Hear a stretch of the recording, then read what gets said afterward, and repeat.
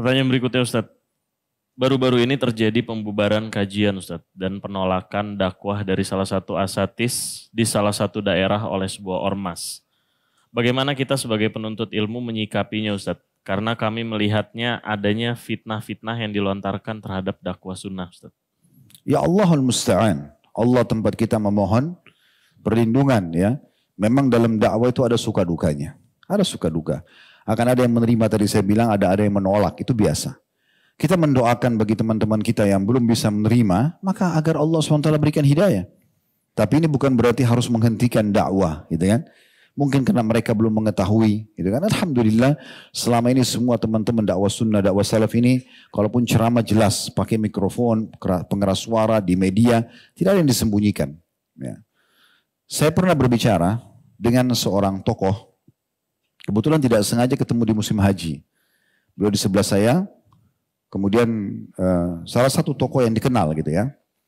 Kemudian beliau mengatakan setelah salaman nama saya, habis sholat subuh lalu dia bilang, kenapa Ustadz Khalid teman-teman salafi atau teman-teman sunnah ini suka sekali menyalah-nyalahkan ibadah kami. Dan seterusnya dia sebutkanlah beberapa syubhat-syubhat yang disampaikan, tapi intinya merasa terganggu dengan dakwah ini. Setelah selesai beliau menyampaikan semua, terus saya mengatakan, antum sudah selesai? Dia bilang iya. Terus saya bilang, antum izinkan saya untuk menjawab ini? Dia bilang, ya silakan. Saya bilang yang pertama, bisa antum cari siapapun di antara ustadz yang dikatakan salafi atau sunnah, ya, yang biasa mengatakan atau dikatakan dakwah salaf itu, yang coba membawa masa memberhentikan amalia antum. Coba datangkan satu contoh saja. Kami juga punya masa di pengajian, datang ribuan orang dengar. Tapi belum pernah kami datangkan masa untuk memberhentikan amalia yang antum lakukan di masjid antum, di pesantren antum, di rumah antum, tidak pernah. Yang terjadi adalah di majelis kami, kalau ditanya, apa hukumnya maulid, apa hukumnya tahlilan, apa hukumnya begini dan begitu, kami jelaskan sesuai apa yang kami ketahui.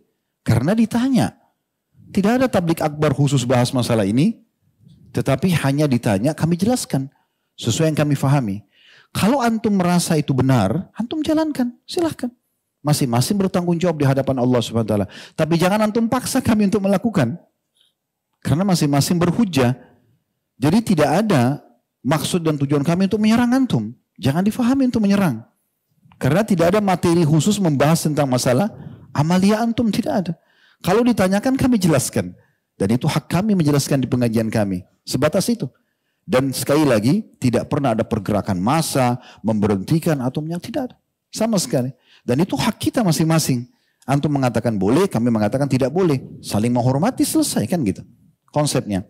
Kami teman-teman salafi ini hanya butuh dalil. Saya bilang begitu, ini di rumah Allah saya menyampaikan ya, kepada beliau. Kami cuma butuh dalil. Ada dalil, antum akan temukan kami berada di saf pertama. Pertama mengerjakan perbuatan tersebut. Apa saja, ini dalilnya, ini hadisnya, ini ayat Al-Qur'annya, ini perkataan sahabat. Kami langsung melakukan itu. Insya Allah kami yang pertama melakukannya. Tapi kalau tidak ada dalil, antum akan temukan kami paling jauh. Sebatas itu. Terus dia balik tanya kepada saya, oh berarti teman-teman salafi cuma butuh dalil. Saya bilang iya, hanya itu saja. Oh kalau gitu nanti saya akan sebarkan. Fadhal, silahkan. Tidak ada yang tertutup kok, kan gitu.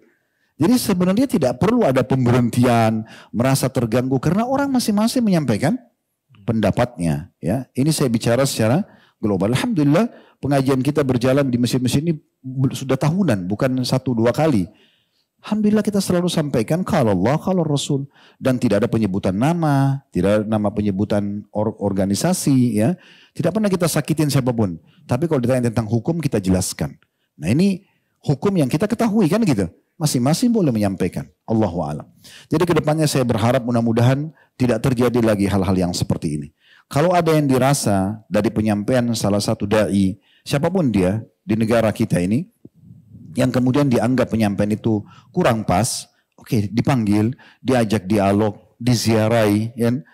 Kemudian ini lebih baik, lebih bijaksana, tujuan lebih baik daripada dari nggak enak kelihatannya, mesti didatangi, diberhentikan, disorak-sorakin kan jadi nggak enak. Umat Islam sama umat Islam kok ada masalah apa nih, gitu kan? Hanya karena tidak sepaham dalam masalah amaliyahnya, ini nggak penting gitu. Apalagi sama-sama ahli sunnah itu sama sekali tidak diharapkan tentunya. Allahu a'lam.